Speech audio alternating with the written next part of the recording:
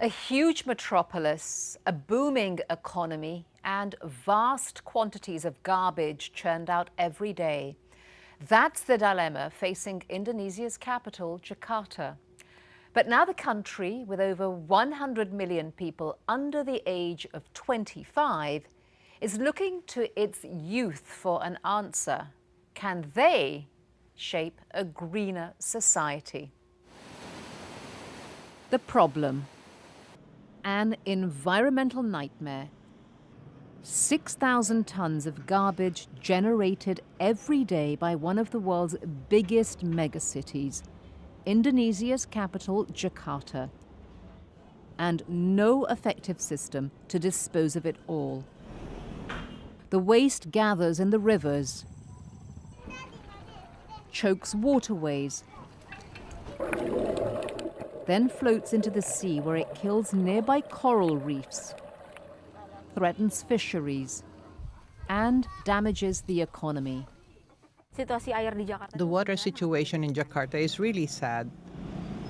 19-year-old Claudia Van Nasution, also known as Odi, is a journalism student at the University of Indonesia and an environmental activist.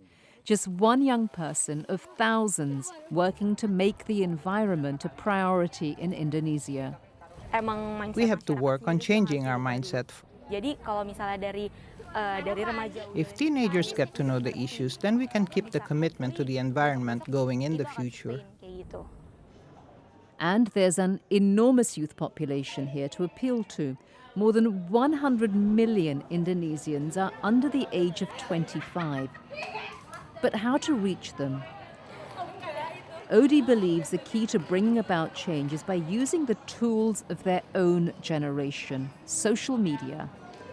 Indonesians are rated among the most active users of Twitter and Facebook in the world, and blogging is exploding here. Odi herself blogs in the country's largest online news portal, detik.com. Odi also spreads her message through the mainstream media, co-hosting a weekly television program, Bumiku Satu, My Earth is One, which is broadcast nationally.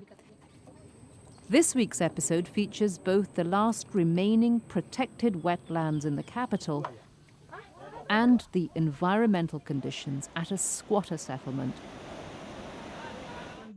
But Odi knows that inspiration comes not only from the newest technologies, but from traditions and from old-fashioned hard work.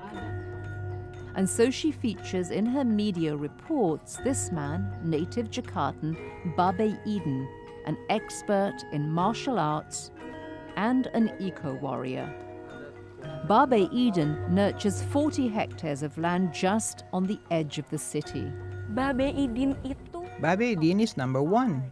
He doesn't have any formal training or education, but he's made a real difference to the environment. Nature is the heritage of our grandchildren.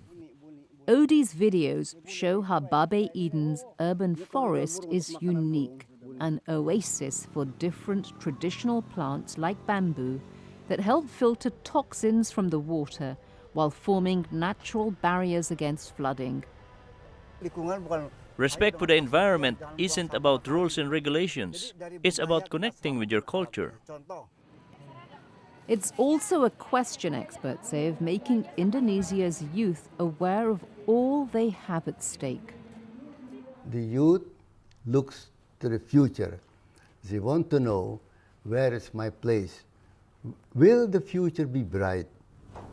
Professor Emil Salim served as the country's Minister of the Environment and now advises Indonesia's president on these issues. How can we get more from the sea without destroying the content of the sea?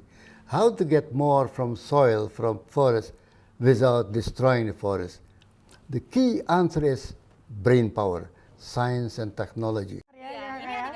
And Odi and many other young Indonesians are providing that brain power through their work in media and through a project called Teens Go Green. Sparked by the United Nations 1992 Earth Summit, Teens Go Green draws students from 80 different schools across Indonesia. Its mission, to hone their knowledge and love of the environment through field trips and study programs. Give the youth a vision of a world that is still sustainable, that when the leaders will fade away, the youth, when they come up, will still see a bright future. Ensuring that bright future for Indonesia, the fourth largest country in the world, is an enormous task. But young people like Odi have made a bold start, and they believe the tide can be turned.